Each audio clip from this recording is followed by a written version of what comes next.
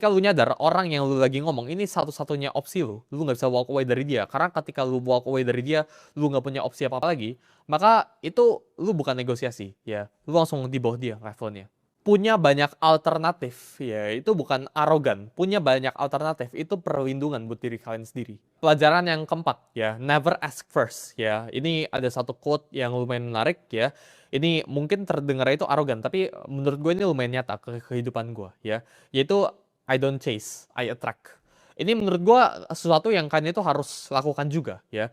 Di hidup gue sekarang, ya, gue itu hampir tidak pernah samperin orang, ya, kecuali gue bener-bener butuh sama orang itu. Contoh kita ngomong, ya, beberapa orang, ya, yang punya duitnya di sebelahnya T, ya, gue bukan bilang mereka itu di bawah gue dan sebagainya, tapi banyak kan, ya, 99% of the time, ya, itu mereka yang reach out ke gue dulu, ya, buat either ngajakin podcast atau ngajakin makan, gitu ya.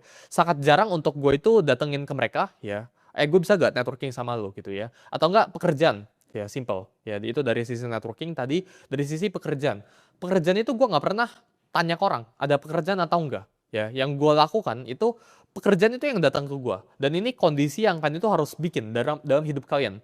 Jadi fungsinya kondisi ini tuh apa? Karena ketika orang yang datang ke lu dulu, ya, itu need, itu kebutuhan, dan kebutuhan itu menciptakan yang namanya itu desperation.